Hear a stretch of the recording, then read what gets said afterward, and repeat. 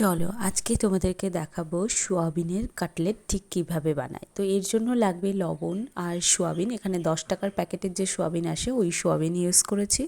লাগবে পেঁয়াজ, একটা ডিম, কাঁচা লঙ্কা, আদা বাটা, কালো জিরে, বেসন, একটা লেসের প্যাকেট।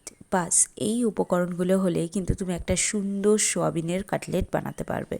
যারা একেবারে নিরামিষ দিনের জন্য বানাবে তারা কিন্তু ডিমটাই ইউজ করবে না। এবার একটা মিক্সিং জারের মধ্যে প্রথমে সোয়াবিনগুলো দিয়ে নেবে, তার মধ্যে দেবে একটু আদা বাটা আর একটু কাঁচা লঙ্কা। ডিমটা সম্পূর্ণরূপে অপশনাল, এটা দিলেও হয় না দিলেও হয়। আর তোমরা যারা নিরামিষ করে বানাবে তাদের তো আর ডিম দেওয়ার কোনো প্রসঙ্গই ওঠে না। আর এই রেসিপিটা কিন্তু ঝটপট তৈরি হয়ে যায়, যে কোনো সন্ধেবেলা স্ন্যাক্সে কিন্তু তোমরা ইউজ করতে পারো। আচ্ছা, এক্ষেত্রে কিন্তু আমি কোনো রকম জল ইউজ করিনি, মিক্সিং জারে একটু লবণ দিয়ে আমি এটাকে কিন্তু ব্লেন্ড করে নিয়েছি। এবার দেখবে ব্লেন্ড করার পর এটা সব কিছু মিক্স হয়ে গেছে। এবার তোমরা একটা পাত্রের মধ্যে ওই ব্লেন্ডার থেকে সোয়াবিনগুলো নিয়ে নিলে, এরপর ওর মধ্যে দেবে একটা পেঁয়াজ, বড় সাইজের পেঁয়াজ, তার মধ্যে একটু কালো জিরে, একটা ডিম। আবারও বলছি, ডিমটা কিন্তু অপশনাল, ওটা তোমরা দিতেও পারো নাও দিতে পারো, দুটোর মধ্যে যেটা ইচ্ছা তোমাদের। আমি এখানে একটা ডিমই ব্যবহার করেছি। ডিমটা বেসিক্যালি দেওয়া হয় যাতে আরও করে ক্রিস্পি হয়, সেই জন্য। এবার এই পুরো মিশ্রণটাকে আমাকে ভালো করে মিক্স করে নিতে হবে। আর এই মিক্সিং প্রসেসটাই কিন্তু ইম্পর্টেন্ট। এই সময় যদি লবণের প্রয়োজন থাকে তাহলে সেটাও কিন্তু তোমরা দিয়ে দিতে পারো। যদি কেউ মনে করো একটু মশলাপাতি দিয়ে খাবে তাহলে এর মধ্যে কিন্তু তোমরা ধনের গুঁড়ো, জিরের গুঁড়ো, হলুদ গুঁড়ো এগুলোও কিন্তু দিয়ে দিতে পারো। এগুলো সম্পূর্ণ অপশনাল। এবার এর মধ্যে একটু বেসন দিয়ে দেবে।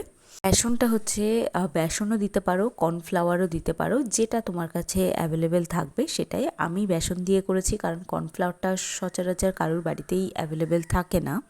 তো হয়ে গেল, একেবারে মিক্সিং কমপ্লিট। এবার দেখো, বাচ্চাদের স্কুলের টিফিনে এগুলো দিতে পারো, সন্ধ্যাবেলা স্ন্যাক্সে তোমরা কিন্তু এটা দিয়ে দিতে পারো। এখানে দেখো আমার কাছে তুমি এই চিপসের গুঁড়োর জায়গায় ব্রেড গামস বা বিস্কুটের গুঁড়ো এগুলো ব্যবহার করতে পারো। আমার কাছে কিছুই অ্যাভেলেবেল ছিল না, তাই আমি একটা 5 টাকার চিপসের প্যাকেট ইউজ করেছি। ওটাকেই ক্রাশ মানে গুঁড়ো করে তার মধ্যে কোট করে আমি এখানে তেলে ভেজেছি। যদি তোমার কাছে এই অপশন না থাকে তাহলে টোটালি স্কিপ করে দেবে। তুমি নর্মালি এরকম শেপ দিয়ে তুমি কিন্তু তেলে ডিপ ফ্রাই করে নিতে পারো। সুন্দর একটা স্ন্যাক্স তৈরি হয়ে যাবে, আর এটা হেলদিও বটে। 1 কাপ চায়ের সাথে এটাকে এনজয় করো।